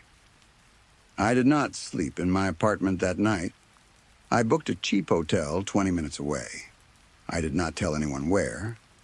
Before leaving, I packed quickly. Clothes, laptop, toothbrush, phone charger. I checked the closet twice, then the bathroom, then under the bed. I left every light on. As I reached the door, I looked down at my shoes, the right one. I suddenly hated it. I almost left it behind. Then I thought about evidence. What if there was something else underneath the insole? I pulled it out again. Nothing. I checked the left shoe. Nothing. I put them on. The right shoe fit normally now. That somehow frightened me more. The drive to the hotel was quiet. I kept checking my mirrors. Every dark sedan made me nervous. Every car that stayed behind me for more than 2 turns seemed suspicious. Eventually, I started taking random turns. Left, right, another right. I circled a supermarket, then returned to the main road. Nobody followed. At the hotel, I parked close to the entrance. I requested a room above the first floor. I did not explain why. I went upstairs, locked the door, placed a chair under the handle, even though I knew that only worked properly in movies. Then I checked the room. Closet, bathroom, under bed, behind curtains. Nobody. I kept the television on because I hated the silence. Around midnight, my phone buzzed. Unknown number. No message. Just a photograph. I did not open it immediately. I stared at the notification. My heart began pounding. Eventually, I tapped it. The picture showed my apartment building, taken from across the street, a timestamp in the corner. 11:53 p.m. Another message arrived, a photograph of my bedroom window. The lights were still on. 11:55 p.m., then another, inside my apartment, my bedroom. 11:58 p.m. Whoever was doing this had gone back inside after I left. I called the police again. While I was speaking to the dispatcher, another photo arrived. My closet, the door open. 12:01 a.m. Another, the shoe I had almost left behind, except the photograph showed an empty floor. 12:03 a.m. I looked down. Both shoes were on my feet. Then another message arrived. No photograph this time. Text, you took 17. I stopped breathing. Another message, that was your favorite. Then, I have more. The police went back to my apartment. They found no one. No forced entry. Nothing obviously stolen. But this time, the bedroom window was completely open. The new latch had not been installed yet. The next morning, I went to work because I did not know what else to do. That sounds stupid. Maybe it was. But routine felt safer than sitting in a hotel room staring at my phone. Security showed me the footage from the previous day. The man in the parking lot wore a gray hoodie and baseball cap. He kept his face turned away from cameras. He moved between cars slowly. At one point, he stopped beside mine. Security confronted him before he could do anything obvious. At least, that was what the video seemed to show. Then I asked them to rewind. Stop. There. Just before the guard appeared. The man had opened the rear passenger door of my car. Only for a few seconds. I stared.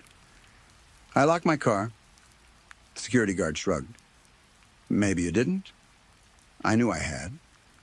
Then I remembered the sweat smell, the moved glove box. The man had been inside. Maybe not just yesterday. I asked security to show me older footage. We went back one day. Nothing. 2 days. Nothing. Then 5 days. My car, parked. For nearly an hour, nothing happened. Then the rear door opened. Nobody approached it. It simply opened. The camera angle did not show the opposite side of the vehicle. Someone had entered from the blind spot. 20 minutes later, the door opened again. A man climbed out. Gray hoodie. Same build. He had spent 20 minutes inside my car. Maybe hiding on the floor. Maybe lying behind the seats. Maybe sitting there waiting for me. My skin crawled. We kept searching. 17 days earlier, there was another clip. The same man entered the parking lot on foot. He walked directly toward my car. No hesitation. As if he knew exactly where it would be. He stood beside it for a while. Then looked toward the office windows, toward my floor. He raised one hand and waved. I had been inside working. I never saw him. That afternoon, the police took the footage. I changed the locks on my apartment myself and told the landlord he could sue me if he wanted. I bought cameras, one facing the front door, one inside the living room, one in the bedroom, one facing the window. I stayed in the hotel another night. Nothing happened. No messages, no photographs. The next day, still nothing. For the first time, I started wondering if the police activity had scared him away. Maybe whoever he was knew he had gone too far. Maybe he would disappear. On the third morning, I went back to the apartment. Everything looked untouched. The cameras showed nothing unusual. I began relaxing. A little. I showered. Made coffee, sat on the couch. Then I noticed something beneath the coffee table. A little white square, folded in half. My entire body became cold. I picked it up. Number 22. I did not want to open it. I knew I had to. The photograph showed me in the hotel room, asleep. The picture had been taken from the bathroom doorway. I recognized the blanket, the chair I had pushed under the door, my phone charging on the nightstand. Someone had been inside the hotel room. At the bottom was a strip of tape. Home is where you are. I dropped it. Then my bedroom camera sent a motion alert. I was standing in the living room. I opened the camera feed. The bedroom looked empty. Nothing moved. Then the closet door slowly opened. I stared at the screen. A hand appeared. Pale fingers wrapped around the edge. Someone stepped out. Gray hoodie, baseball cap. He stood with his back to the camera. Inside my bedroom, 20 feet away from me, I stopped breathing. The police were the first thing that came to mind. Run. That came second. I moved toward the front door as quietly as possible. On the camera feed, the man stood completely still. Then he lifted something. My right shoe. He held it in one hand. With the other, he slid a folded photograph underneath the insole. My stomach dropped. Then he slowly turned toward the camera. For the first time, I saw his face, and I wish I hadn't, because I knew him. Not personally, but I had seen him every single day. Morning, night, at work, at home. I stared at him constantly without ever thinking about it. He had my face, not similar, not a brother, not someone who happened to look like me. My face, same hair, same nose, same scar near my chin from when I fell off a bike as a kid. Even the same tired eyes. He smiled into the camera, then raised one finger to his lips. I ran. I left everything behind. Phone charger, laptop, coat, everything except the phone already in my hand. I pulled open the apartment door. Behind me, I heard the bedroom door move. Then footsteps, not running, walking, slowly. I reached the stairs. My phone buzzed. A message, unknown number. I did not stop to read it until I reached the parking lot. Then I looked. A photograph, number 23. It showed me standing in the parking lot. Right then, taken from somewhere behind me. I spun around, nobody. I looked at the windows, nothing. Then another photograph arrived, number 24. Me looking around in panic. Taken seconds later, another message. You always look the wrong way. I called the police. Then I got into my car and locked the doors. That smell was back. Sweat. Strong. Overwhelming. I slowly looked toward the rearview mirror. Nothing. Then I looked down. The right shoe felt tight again. Far too tight. There was something beneath my foot. I knew before I removed it. I pulled the shoe off, lifted the insole. A stack of folded photographs fell into my lap. Not 3, dozens. Numbers 2 through 4, 6 through 16. All the missing ones. My hands shook as I opened them. Me buying groceries. Me at work. Me showering. Me asleep. Me sitting on the toilet. Me speaking to Susan. Me eating dinner. Me staring out the bedroom window. Me in the hotel. Me talking to police. Then number 21. That photograph was different. It showed someone asleep in my bed. At first, I thought it was me. Then I noticed the clothes. Gray hoodie. Baseball cap sitting on the nightstand. My duplicate was sleeping in my apartment, on my pillow, under my blankets. Across the bottom, the tape read, "Practice." The police arrived minutes later.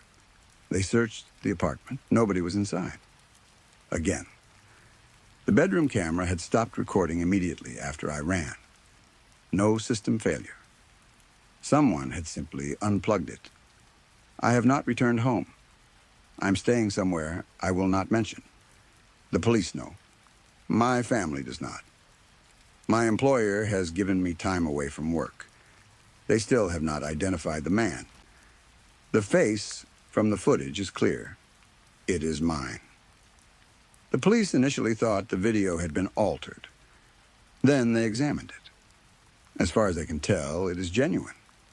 One detective asked if I had an identical twin. I do not.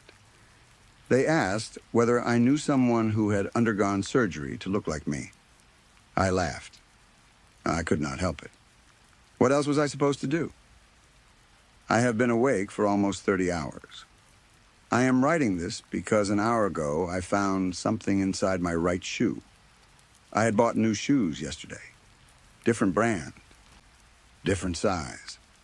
Straight from a sealed box. I checked them before wearing them. Nothing inside. Tonight, my right shoe began feeling tight. I took it off. Under the insole was one folded photograph. Number 25. It is a picture of me writing this. Not earlier. Now. This exact room, this exact chair. My laptop open. My back toward the camera. The photograph was taken from inside the closet behind me. There is tape across the bottom. Only one word. Together. I have not opened the closet. I'm trying not to look at it. The door is closed. I am sure it was open when I first entered this room. Or maybe I am remembering wrong. I can hear something behind it now. Very soft. Fabric moving. Someone breathing. And every few seconds, I hear another sound. A shoe being pushed slowly across the floor. Story 4. I only went inside because I was looking for pizza. That is the part I keep thinking about. Not because it matters anymore, but because the whole thing started with something so ordinary. I was hungry. My bus was late. A friend had recently told me about this little hole-in-the-wall pizza place called Second Slice. He swore it was one of those hidden places nobody knew about. Cheap food, huge portions. The kind of place you only found because somebody else showed you. I had looked it up online before leaving the work. According to the map, Second Slice was somewhere inside an old office building, a few blocks from the bus stop. That should have been my first warning. The map marker was practically sitting in the middle of the building. No storefront, no obvious entrance, nothing that looked like a restaurant. Still, I had 20 or 30 minutes before my bus was supposed to arrive, and I had skipped lunch. So I went looking. The building itself was old. Not charming old, neglected old. The stone outside had dark stains running down it from years of rain. Several windows on the upper floors looked empty, and one had cardboard taped behind the glass. The entrance facing the main street was locked. I walked around the side, another door, also locked. I checked my phone again. The little blue location marker insisted I was standing right beside Second Slice. Great. I walked around the back of the building. That was where I found the strange door. It did not match anything around it. The rest of the building had metal service doors and cheap glass entrances. This one was dark wood, heavy, old-fashioned. Something had been carved into the center, a circle surrounding what looked like a candle with a flame above it. The flame had been painted with some kind of reflective gold material, so even in weak daylight it seemed to glow. I assumed the door led into an older part of the building. Maybe the pizza place was inside. I opened it. The smell hit me first. Dust, old wood, damp stone, something faintly smoky. The interior looked nothing like an office building. There was a narrow hallway with faded wallpaper and wooden doors. Oil lamps hung along the walls, even though I could see electric wires running overhead. Several people stood farther down the corridor. Every one of them turned toward me when I entered. That should have been enough. I should have immediately stepped backward and left. Instead, I smiled awkwardly. An older woman approached. She had gray hair pulled into a loose bun and wore plain, cream-colored clothing. Not exactly a uniform, but close enough that I noticed. Her expression was polite. Her eyes were not. There was something nervous in them, something uncertain. "Hello," she said. "Have we met before?" "I don't think so." I took another step inside. "I'm actually looking for a place called Second Slice. It's supposed to be somewhere around here. Do you know where it is?" Her face changed immediately. Not dramatically, but enough. The polite smile disappeared. She looked at the people behind her, then back at me. "You're not part of the light?" "The what?" She seemed surprised. I looked farther down the hallway. That was when I noticed the posters. They were attached to the walls every few feet. The light was printed across the top in large letters. Below the words was a photograph of a man, maybe 40, maybe 50. It was difficult to judge. His face was narrow, his dark hair combed neatly back. Below him was the same candle symbol I had seen on the door. I looked back at the woman. No. Oh, sorry." For some reason, I felt like I had accidentally entered a private church or meeting hall. "I'm definitely in the wrong place," I laughed nervously. "I'll get out of your way." "That's all right." The woman smiled again. "I can get someone who can explain." "I really don't need—" She was already walking toward a door. I started backing toward the entrance. "My bus is coming soon. I really just wanted pizza." She knocked. I reached for the handle behind me. Before I touched it, more people entered the hallway. 3 from one room, 2 from another corridor. Nobody threatened me. Nobody said I could not leave. But they were positioning themselves between me and the exit. That was when the atmosphere changed. I stopped smiling. "Okay." Nobody answered. "I'm leaving now." The older woman looked back at me. "Just wait a moment." "No, seriously, I'm good." I moved toward the door. One man shifted directly into my path. He did not touch me. He did not need to. He was much larger than I was. "Move." He stared at me. The door behind the older woman opened. The man from the posters stepped out. Everyone became quiet. It happened instantly. People who had been whispering stopped. Those sitting farther down the hall stood. Every face turned toward him. He wore white robes. That is the best way I can describe them. They looked vaguely religious, something between a priest's clothing and ceremonial robes. But there were no crosses or familiar symbols, only the candle. It had been stitched in gold across his chest. He smiled when he saw me. The smile looked practiced. "And what brings our new guest here?" I forced myself to stay calm. "I'm not a guest." His smile remained. "I was looking for a pizza place called Second Slice. Google sent me here. Obviously, that's wrong, so I'm going to leave." "We have anything you could need here?" "I need pizza." A few people smiled. I did not. The man extended one hand. "I can show you the way." He turned and began walking deeper into the building. I stayed where I was. Then the others moved. It was almost coordinated. 2 people stood behind me. Another moved beside me. The older woman came closer. They were hurting me. "No." Nobody stopped. I said no. The man in white looked over his shoulder. "Come." "I'm leaving." I tried slipping between 2 people. They closed the gap. That was the moment I understood. They were not confused. This was not some awkward religious group trying too hard to recruit somebody. They were keeping me there. I shoved one man. He barely moved. "Get out of my way." Someone grabbed my wrist. Hard. I turned. The man in white had come back. His grip was much stronger than I expected. He pulled me forward. "What the fuck?" I tried jerking away. "Let me go." He kept walking. "Where the fuck are you taking me?" He stopped so suddenly that I almost crashed into him. Then he turned. "You don't understand." His voice was calm. "Nobody understands at first. I understand that you're kidnapping me. I can show you." "Show me what?" "The truth." "I don't care." His smile disappeared slightly. "You can join us."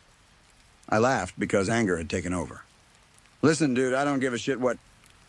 "Lucidus." "What?" "My name is Lucidus." "Great. Lucidus. I don't care who you are. Let go of me." He studied my face. "You cannot keep me here." His eyes hardened. "I'm not joining whatever cult bullshit this is." The word cult had an effect. People around me stiffened. Lucidus glanced toward the older woman. She immediately grabbed my other arm. I shouted. Nobody helped. The people standing around watched me like I was the problem, like I was embarrassing myself. I kicked, twisted, tried dropping my weight. Nothing worked. Lucidus and the woman dragged me deeper into the building. We passed through hallway after hallway. The place was much larger inside than I expected. Or maybe fear made it feel that way. Eventually, we reached stairs. They took me down. One floor, then another. The building changed as we descended. Wooden walls became stone. Carpet became concrete. Electric lights disappeared. Oil lamps replaced them. The air became colder and smelled like moisture and rust. I started shouting again. "Help!" My voice echoed. Nobody came. We went through another narrow corridor, then another. Doors lined the walls. Heavy metal doors. Each had a tiny barred window. That was when I realized this place had cells. Actual cells. "What the fuck is this?" Neither answered. They opened one door. I fought harder. It made no difference. They pushed me inside. Lucidus emptied my pockets. Phone, wallet, keys, bus card, everything. Then he stepped back into the hallway. The older woman followed. The metal door closed. A lock turned. I ran toward it. "You can't do this!" Lucidus appeared behind the little window. "I'll return when you are calmer. Let me out. When you become reasonable, we can begin." "Begin what?" "Understanding. Fuck you." His expression barely changed. Then he walked away. The older woman followed. I listened until their footsteps disappeared. The cell was small. Concrete walls. Concrete floor. A wooden bench against the back wall. No window except the barred opening in the door. Dim orange light from the hallway entered through it. For the first few minutes, I attacked the lock. I tried examining it carefully. Maybe there was some weakness. Maybe the mechanism was simple. Nothing. Then I stopped being careful. I kicked the door, hit the handle, shouted, kicked again. Eventually, anger turned into fear. Then fear became exhaustion. I slid down to the floor. For the first time since entering that building, I understood how bad my situation really was. At least a dozen people had watched me being dragged downstairs. Nobody objected.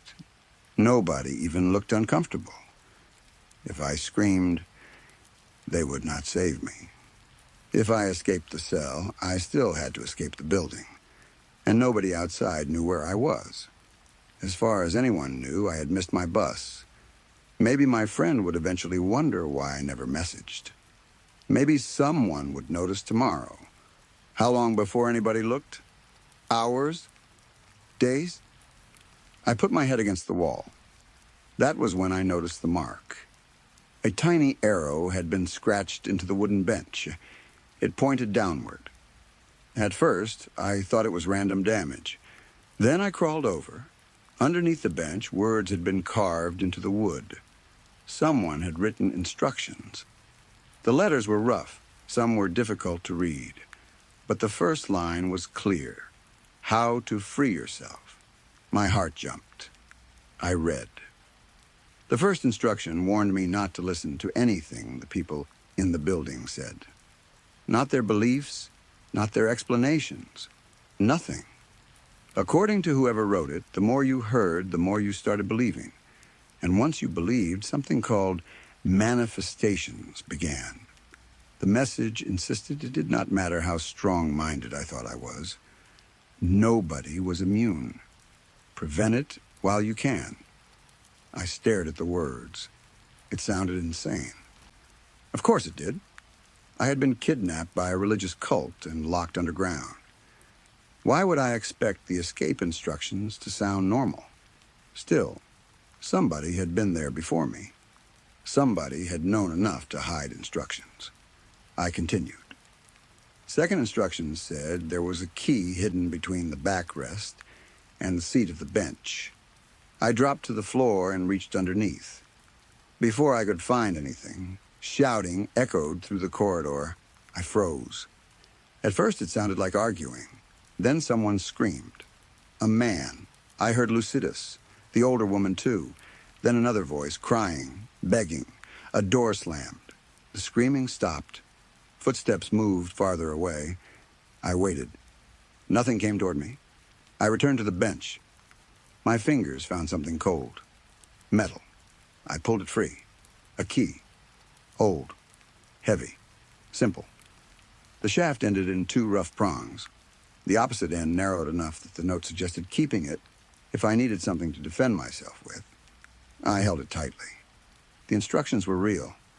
At least that part was. I continued reading. Lucidus would apparently check the cell about once every hour. I needed to remain angry, refuse everything. If he tried explaining the light, I was supposed to cover my ears. Once he left, I had to unlock the door and follow him. Not immediately beside him, from a distance. He would eventually pass through a four-way intersection. At that intersection, I needed to go left. Third room on the right. Turn on the lights. More instructions would be waiting. Do not wander. The note said if I got lost, they would find me before I found the exit.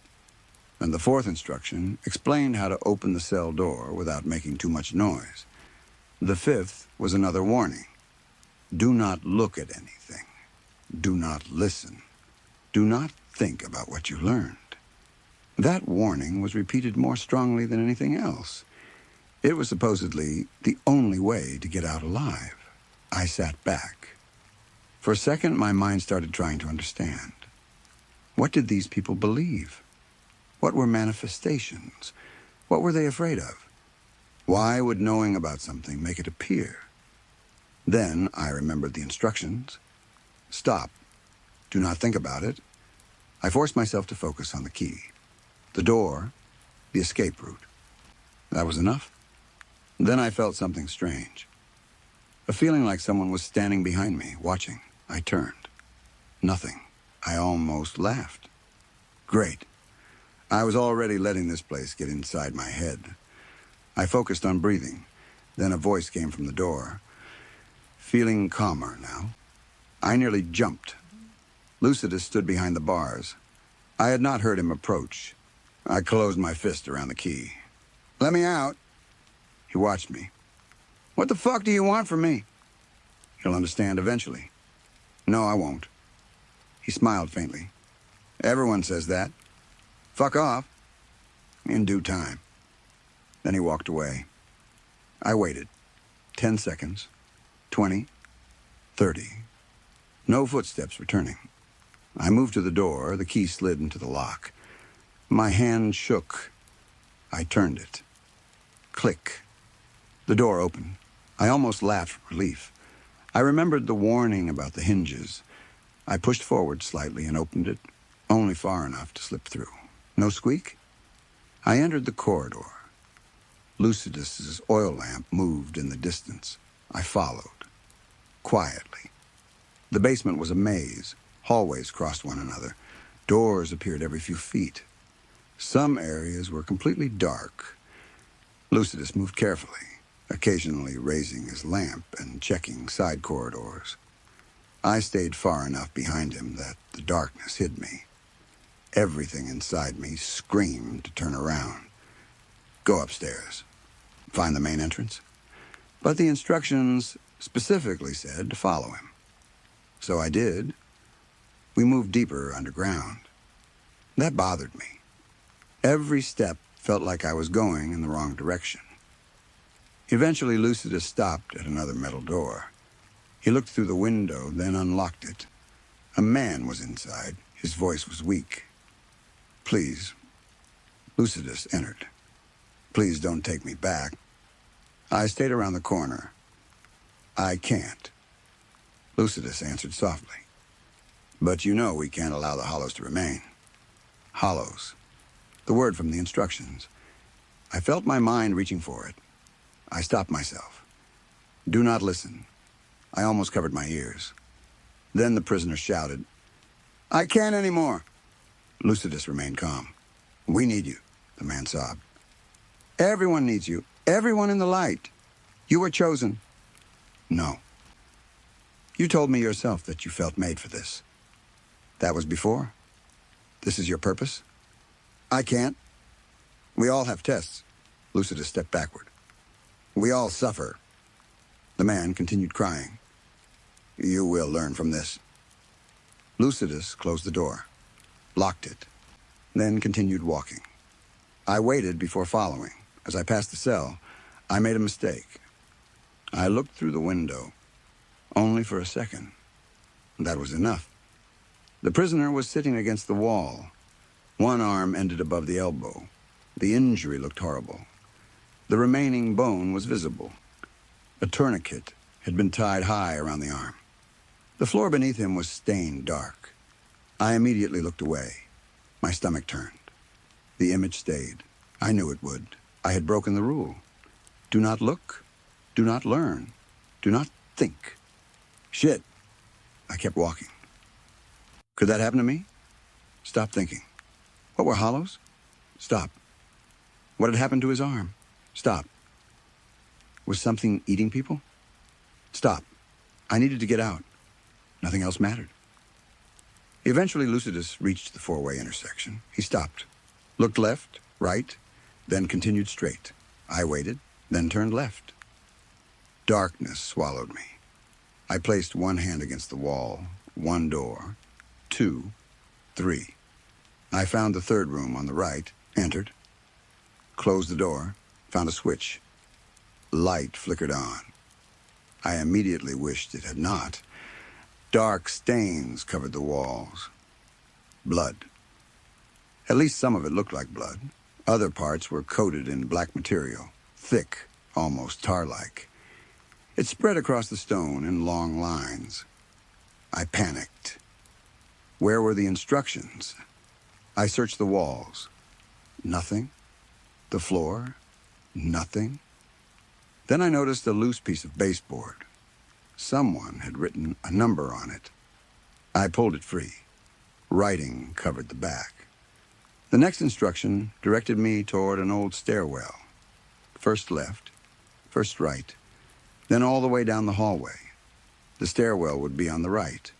More instructions would be waiting. Then came another warning. If manifestations appeared, pain could help me focus on something real. I did not like that instruction. Not at all. But the black stains around me suddenly seemed to move. Not actually move, I think. I turned off the lights. Darkness covered everything. I left. I followed the left wall. First turn, then right. My breathing sounded too loud. I pressed my fingernails hard into my forearm, using the sharp discomfort to keep my thoughts fixed on my own body instead of whatever might be around me.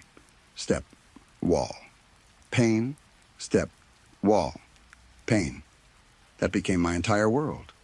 Then I heard footsteps. Mine. And another set. Behind me. I stopped. The other footsteps took one more step, then stopped too. My blood went cold. I ran. I no longer cared about being quiet. If Lucidus found me, fine. Anything seemed better than whatever was following. First left. I nearly missed it. My shoulder smashed into the wall as I turned. Then the right. I ran faster. The corridor seemed endless. Then my hand hit a door handle. I was moving too fast to stop. My shoulder took the impact. Pain flashed through my arm. I stumbled inside. Stairwell. I shut the door, pressed my back against it, listened. Nothing. Only my heartbeat. I searched for a light switch. Found it. The lights came on slowly, one above me, then another farther up, then another, a chain of industrial lights climbing through the stairwell. Words were written directly on the wall. The writing looked rushed. The seventh instruction said, I needed to reach the third floor as quickly as possible. The exit would be left to the stairwell. There was a fire escape. Then came another warning about the things I might see. A sentence told me I was running out of time. I looked at the sign beside the door. B4, 4 levels underground. I had a long climb. I gripped the key. My arm hurt. My shoulder hurt. Everything hurt. Good. The note said pain helped. I started climbing. B3, my legs still had adrenaline. I took the stairs 2 at a time. B2, my body began complaining. My lungs burned. My shoulder throbbed. There was more writing on the wall. Only the light can save you from hollows. I stared at it. Light. I remembered the candle symbol, the lamps. Lucidus. No. Do not think about it. Keep moving. I reached B1. The lights died. Everything became black. My foot caught the edge of a step. I fell. My knees slammed into concrete. My hands hit hard. For a moment, I could not tell which direction was up. Then I felt something behind me, not touching me. Near me, I crawled. Hands, knees, stairs. Up. I saw a glow above. I reached the next landing. An oil lamp sat there. Same type Lucidus carried. The candle symbol had been carved into its metal frame. I grabbed it. Warm light surrounded me. For the first time, I saw them. Or maybe I only believed I did. Shapes stood below. Black figures. Too tall, too thin. Almost completely mixed with the darkness. I could not see faces. I did not want to. The hollows. The word appeared in my mind. I started climbing again. I did not know which floor I had reached. The stairs seemed wrong. Longer, steeper. Sometimes the next landing looked close, then impossibly far away. The ground beneath my feet felt soft, like sand. I kept holding the lamp. The figures followed. More appeared, below, above, beside the stairs. I refused to look directly at them. Then I reached another landing. One stood ahead, blocking the next flight. I turned toward a door, locked. I tried the key. My fingers shook too badly. The key fell. Metal hit concrete. I dropped to my knees. Missed it once. Again. My hands would not cooperate. The shapes were closer. I fell sideways.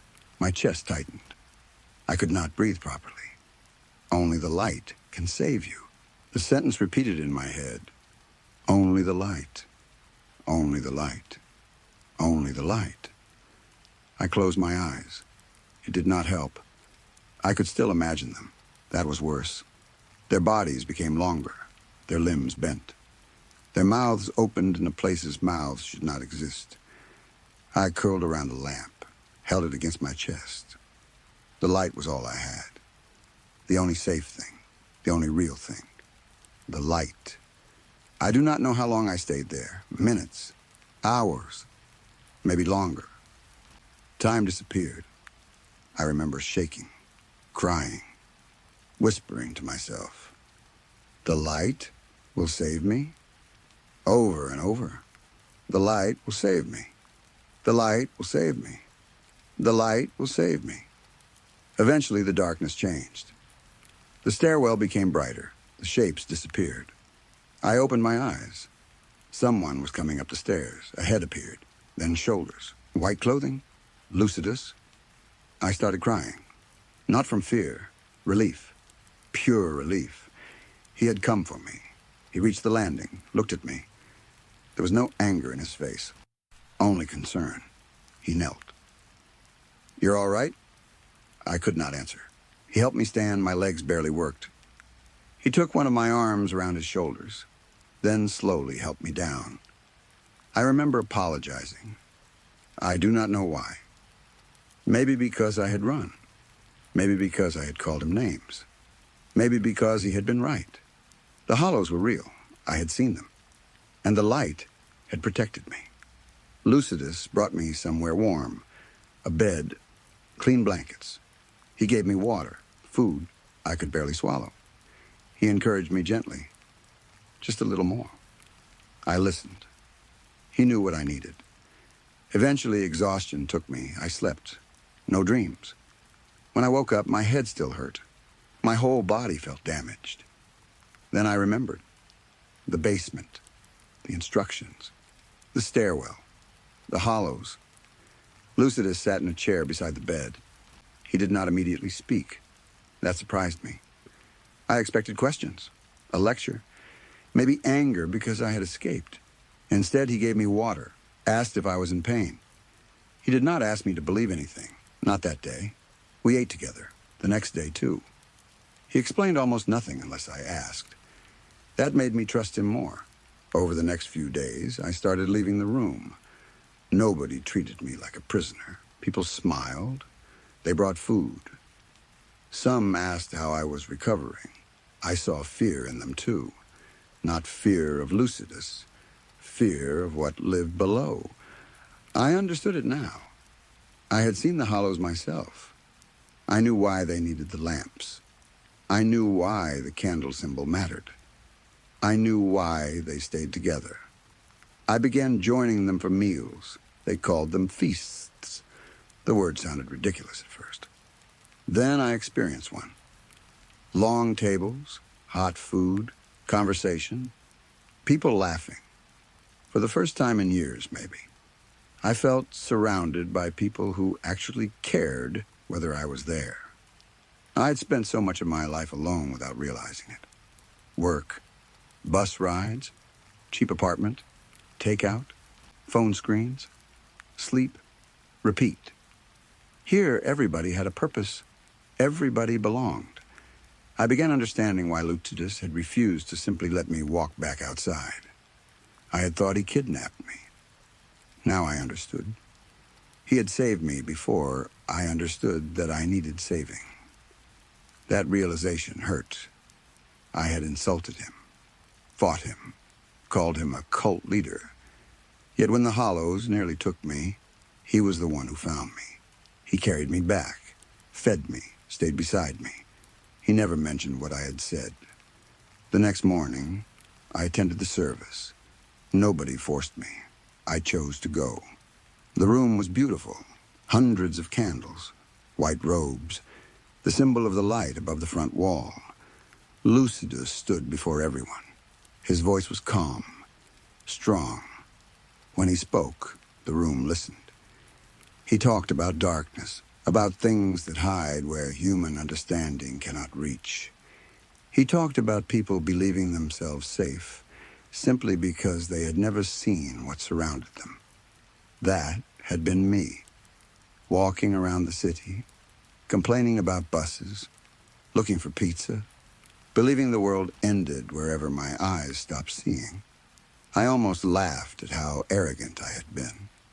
I remembered the message under the bench. Do not listen. Do not learn. The more you hear, the more you believe. For some reason, that memory made me uncomfortable.